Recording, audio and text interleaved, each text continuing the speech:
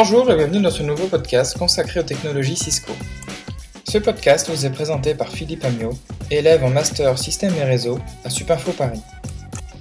Vos commentaires, critiques et remarques sont les bienvenus sur le www.amio.biz ou directement par mail à philippe@amio.biz.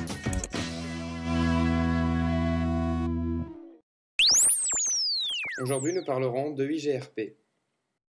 EIGRP veut dire Enhanced Interior Gateway Routing Protocol. C'est un protocole de routage à vecteur de distance hybride ou évolué, car il a des propriétés de convergence améliorées.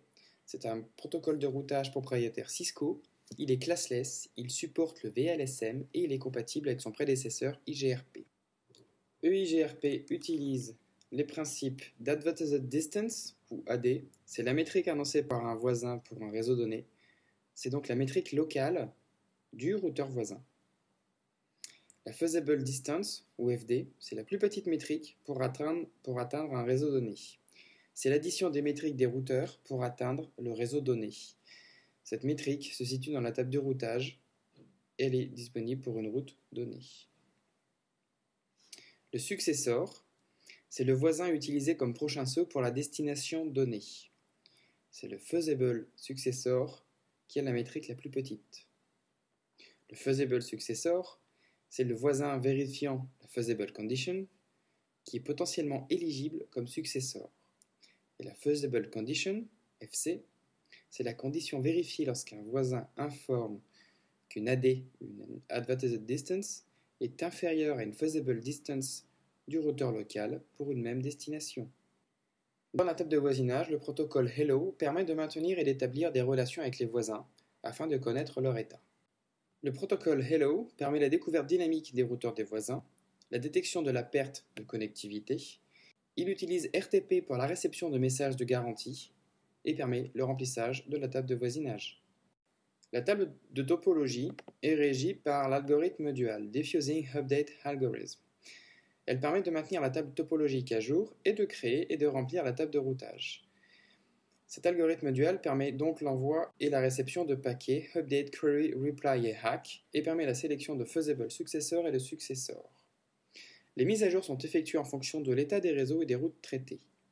De façon passive, lorsqu'une route est HS, on recherche dans la table topologique une route acceptable de remplacement.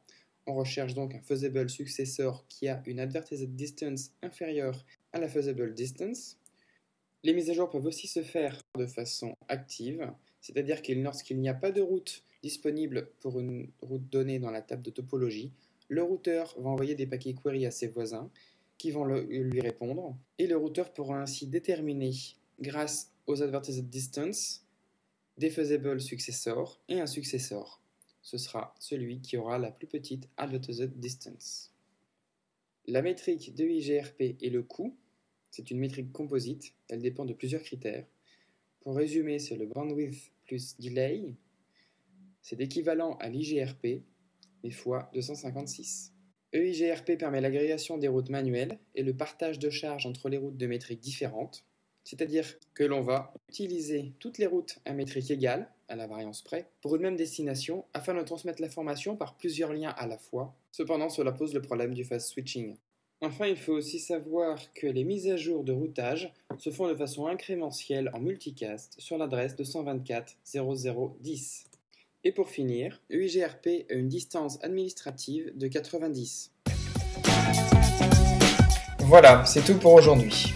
Je vous rappelle que vos remarques et vos commentaires sont les bienvenus sur le www.amio.biz ou par mail à l'adresse suivante philippe@amio.biz.